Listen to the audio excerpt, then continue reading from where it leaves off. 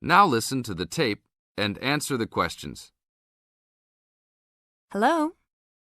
Hi, good morning. Are you open yet? Yes, we are. Come in. Would you like to rent an apartment in the city?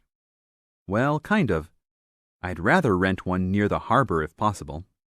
Oh, okay. Do you like the water? Yes, I do, but I actually repair sailboats for a living, so I'd like to be close to work. That's understandable.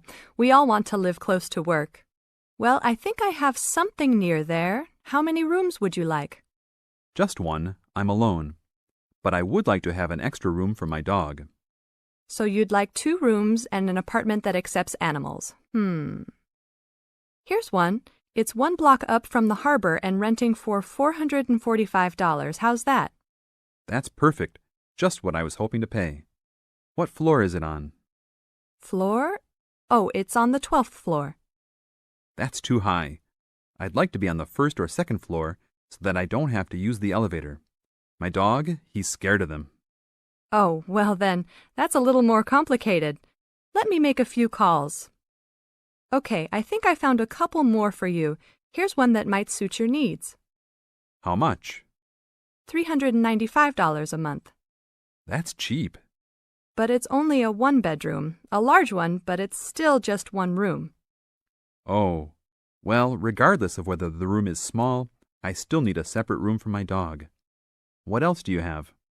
Then I have a 2-bedroom for $565 on the 2nd floor that is a little further away from the harbor. How far? About a half mile, and they accept pets. That's a little more than I had planned on paying, but I guess I could look at it. What's the address? 224 Williams Avenue, Harbor Square. 224 Williams Avenue. Got it.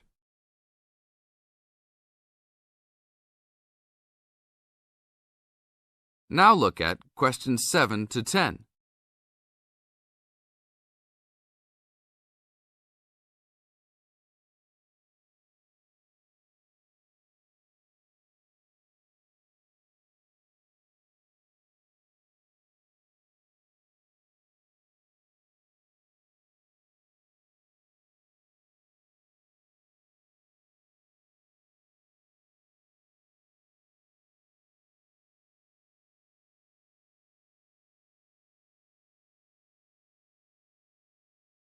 As the talk continues, answer questions 7 to 10. What else is included? Let's see, it has a washer and dryer, refrigerator and stove, a bed, dressers and shelves, and access to a swimming pool, game room, and gym. Ooh, I'll definitely take a look. Hi, how did you like it? It's great. I love the amenities, but the bed and furniture are awfully dirty. Can they replace those before I move in? Sure, that shouldn't be a problem. Anything else? Yeah. I didn't see anywhere to park my car. Is there a parking lot in the basement? Yes, there is. Would you like to rent a space? No, I'd like that to be included in the rent. Oh, well, I'll see what I can do, but I can't guarantee that. Do you want to take it anyhow? If those 2 issues were solved, I would love to take it. That is the end of part 1. You now have half a minute to check your answers.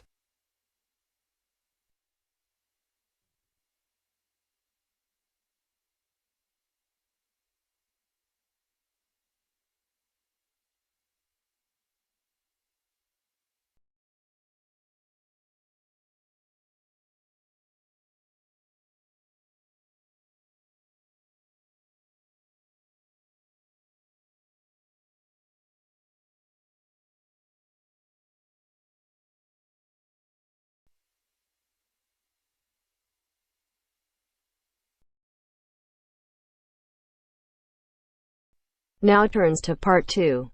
Part 2. You'll hear someone talking to a group of university students. First, you have some time to look at questions 11 to 17.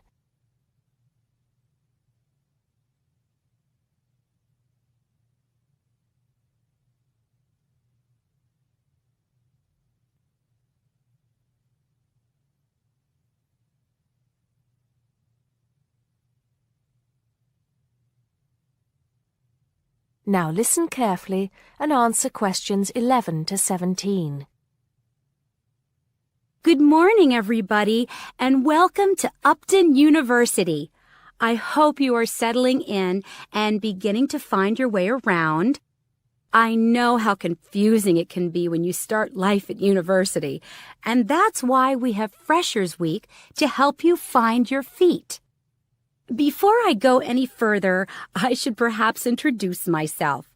My name is Sally Jackson, and I am the Secretary of the Students' Union, which has organized this week of events for you.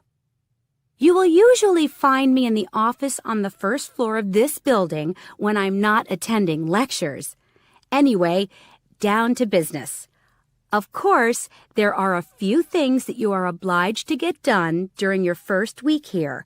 But once you've opened a bank account, if you haven't got one already, seen your director of studies to discuss which courses you are going to take, and signed up with a doctor, there will be plenty of time left to enjoy the events we have arranged for the week. And have we got a lot lined up for you? Throughout the week from Monday to Friday, every morning starting at 10 a.m., there will be orientation and welfare events. These will include tours of the campus, which, as you have probably noticed, is the size of a small town with 9,000 residential students, as well as sessions on developing study skills. We also have tours of Upton itself arranged for you, with a bus leaving from outside this building every afternoon at 5 o'clock. There are a number of interesting things to do and see in and around Upton, so you can expect visits to the castle and museum as well as the popular Ghost Walk. You'll need to sign up for this one, as numbers are limited. Just put your name on the list on the notice board in the entrance lobby. An important event is scheduled for Monday, that's the day after tomorrow, when we will be holding the academic fair. This is an opportunity for you to speak to students and academic staff about the courses that are on offer. The academic fair starts at 1 o'clock, by the way. There are a couple of other fairs that I think will interest you. First of all, we have the Societies Fair on Tuesday the 16th, which I think is an absolute must. You might not believe it, but the university has over 150 societies and sports clubs you can sign up for, so you are sure to find something of interest to you. That also starts at 1 o'clock, and it will be here in the Union Building. Also in this building is the Trade Fair on Wednesday from 2 until 5 in the afternoon. This one might sound a bit strange because you will find a load of banks and other businesses here trying to get your custom. You will find plenty of bargains and, best of all, a lot of the businesses give away stuff for free. Before you hear the rest of the talk, you have some time to look at questions 18 to 20.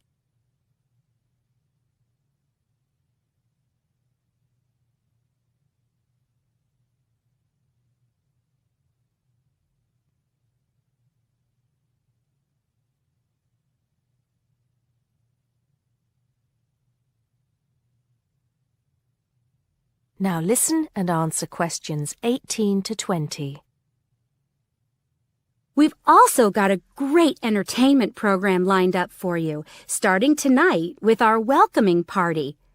We have a top band lined up for your entertainment, but I'm not allowed to say who they are.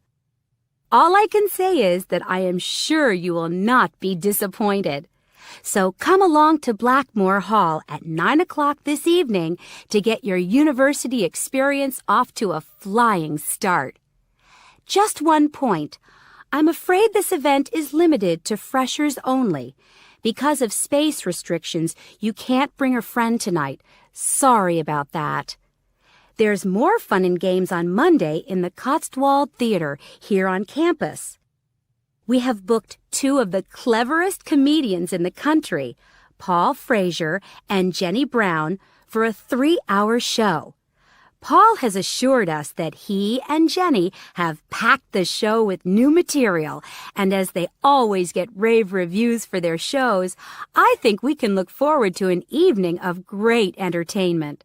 That's in the Cotswold Theater on Monday evening at 7:30. Moving along a bit, on Thursday there is an important date for your diaries. This is the official Freshers opening ceremony, when the Dean welcomes you to Upton University. So remember, Thursday the 18th from 2:30 to 3:30 in Blackmore Hall. You certainly should go to this one, and by the way, light refreshments will be available. At the end of the week, on Saturday, you have the chance to dress up in your smartest evening wear for the official Freshers' Ball. Actually, although it's called a ball, it is quite a relaxed affair, so we are more than happy if you turn up wearing jeans and a t-shirt. The important thing is to relax and enjoy yourselves. Time and place are the same as for this evening's party. Blackmore Hall from 9 in the evening to 3 o'clock in the morning. Right. I think I've covered the most important and exciting events we have lined up for you, but there will be plenty of other things going on throughout the week, so remember to check the notice board in the entrance lobby regularly. Enjoy the rest of the day, and I look forward to meeting as many of you as possible this evening at the welcoming party. That is the end of part 2. You now have half a minute to check your answers.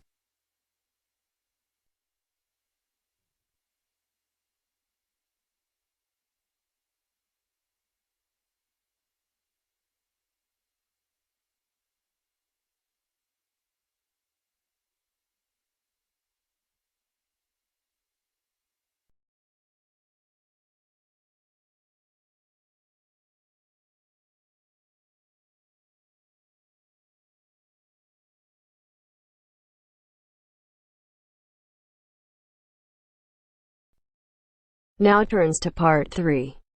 Part 3. You will hear a discussion between two work colleagues and their manager about the restructuring of their company.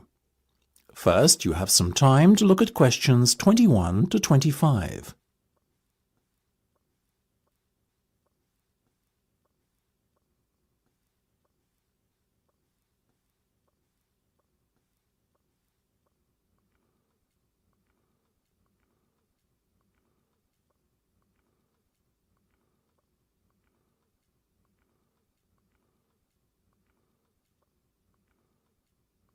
Now listen carefully and answer questions 21 to 25. Come in, both of you. I believe you wanted to talk to me about something, is that right? Yes. Basically, all the staff are concerned about what the restructuring of the company is going to mean for them. None more so than myself and Nam, as we are the newest members. Oh, as I said to all staff at the meeting last week, there's no cause for concern. There will be no compulsory redundancies. All redundancies will be on a voluntary basis. Yes, we understand that, but to tell the truth, we just want a little reassurance that our jobs are safe. Look, Anne and Penny, the company isn't going to be short-sighted and let its bright young minds go. Besides, we've already met our target for the number of voluntary redundancies we want to secure. In fact, there's a waiting list. You know as well as I do that the age profile of staff at this company needs to come down. A lot of our employees are close to retirement age and are just going through the motions until they can take their pensions. That's why we decided on this redundancy initiative. We want to encourage those that would be happy to leave to do so and employ younger, more motivated staff. I guess that makes us feel a little better. But we're also worried about the upcoming salary review. What will it mean for us? Given the fact that the company's motivation for this restructuring initiative is not to cut costs, you needn't be worried that there will be a negative effect on your salaries. We are running a very profitable business and we will reward our top performers in the upcoming review. Both of you fall into that category, So you can expect a healthy bonus and salary increase. Simple as that. That's good to know. Another thing on our minds was the fact that with all these voluntary redundancies happening in the next few months, there will be a lot of positions opening up higher in the company. What we were wondering is, will the recruitment drive be an internal or an external one? Obviously, we will recruit internally where possible. That has always been company policy. So, if you're asking me will there be opportunities to gain a promotion in the near future, then the answer is very definitely yes. The type of candidate we would be looking for has a proven track record and is performance-driven. How can we improve our chances of getting promoted then when the opportunity arises? Well, in the meantime, be prepared to take on additional responsibilities, especially those relating to the management of other members of staff. Obviously, the higher up you go in the company, the more involved you'll be in managing people. What the management team is looking for then is proof that you can work effectively with and manage other members of staff.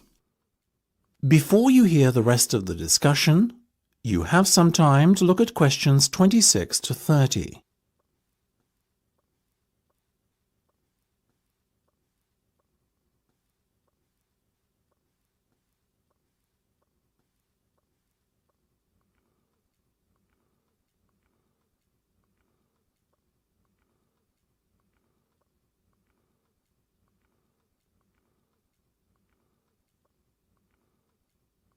Now listen and answer questions 26 to 30. One more thing. Go on.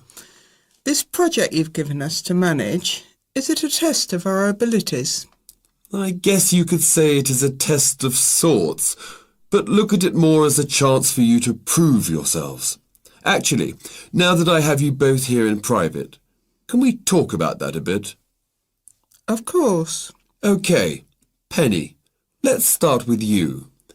Has the timescale been agreed yet? Yes.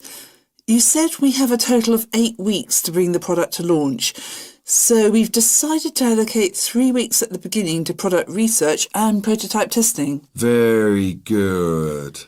Then after that, we are going to spend a further 3 weeks formulating our marketing strategy and doing some research and testing on a sample of the target market itself to get some feedback. And presumably the last 2 weeks will be devoted to the launch? Exactly. Now, let's talk estimated costs. Well, you've given us a total budget of £100,000. Of that, we're allocating 50% to product development and testing, a further 25% to marketing, and £25,000 will be spent on the launch. Penny, give me a breakdown of the launch costs, would you? Sure. £10,000 will be spent on hiring and decorating the venue. £10,000 will be spent on promotional work, and the remaining money will be used to pay for catering and administrative costs. I'm very happy with that, to be honest. As I said, you guys should stop worrying. You're doing a fantastic job, so keep it up.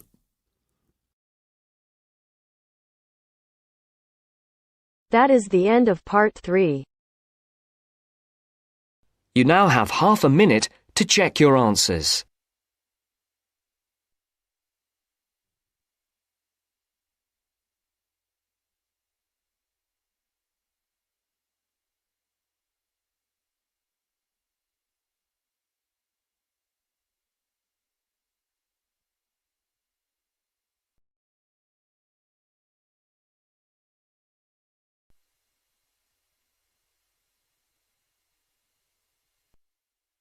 Now turns to part 4. Part 4. You are going to hear a lecture about the geographic information about Australia. You now have some time to read questions 31 to 40.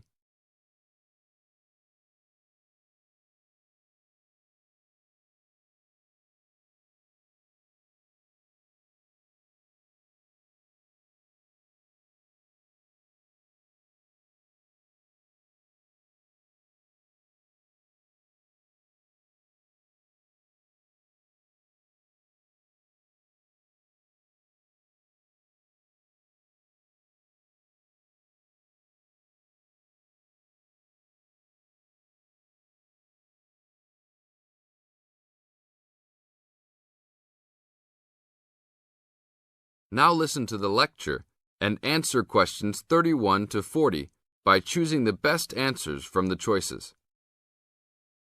Good morning, everybody. We'll continue to look at Australia, and today look at one of its greatest natural challenges, water for the agricultural sector. As the only nation to occupy an entire continent, Australia has a unique environment, with much of it very flat and dry. One notable feature of the Australian continent is that it is the lowest of the continents. The average elevation is less than 300 metres, compared with the world's mean of 700 metres, and its highest mountain is only 2,228 metres, so it is overall a very flat country. It is also dry. In fact, Australia is the driest, after Antarctica, of the continents. Yet Australia has extremes of climate and topography. There are rainforests and vast plains in the north, snowfields in the southeast, deserts in the centre, and fertile croplands in the east, south, and southwest. And Australia contains some of the wettest areas on Earth.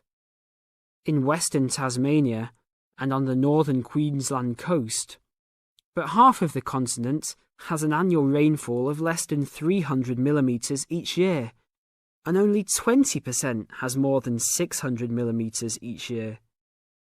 A major problem is that the limited water resources do not match up with where water is consumed. The major water resources are in northern Australia and Tasmania, whereas most of the agriculture and people are in southeastern mainland Australia. The agricultural sector is the largest consumer of both self-extracted and main-supplied water, using over 70% of total net water consumption. Electricity and gas supply, and water, sewerage and drainage services use notable amounts of self-extracted water. However, net consumption in the household sector is the lowest, just 8% of total net water used. Australia's water use increased by 25% over the decade between the mid-1980s and mid-1990s. Much of this increase was due to irrigated agriculture, which, as noted earlier, accounts for over 70% of national water demand. Since the mid-1990s, the growth and profitability of irrigated agriculture has outstripped the dryland agriculture sector. Irrigated commodities contributed almost a third of total farm exports in the mid-1990s. The results of a special government report in 2000 showed that if today's water use arrangements continue, the water needs of the rural industries will outstrip water availability by about 2020. Irrigated agriculture, Australia's major water-using sector, would be seriously affected by the shortfall. And although groundwater underlies large areas of Australia, it accounts for only 4% of water use. So, clearly, apart from water for households, which mainly comes from dams or rivers, it is the rural sector where efforts towards water conservation are particularly directed. In this sector, the largest consumers of water are the meat and wool industries. One of the major problems in considering sustainable agriculture is the large amounts of irrigated water used to produce these products. Some of the crops, such as wheat, maize, and soybeans, also use a lot of water. Furthermore, many crops are grown in dry areas, where up to half the available water evaporates from the soil surface or seeps down too low into the ground for the plant roots to reach it. Well, that's all we have time for this morning. You will be able to do further study on this topic in the library, and I have a handout here with references for those who want to come out to the front to collect it. Next week, we'll look at outback farming and... That is the end of part 4. You now have half a minute to check your answers.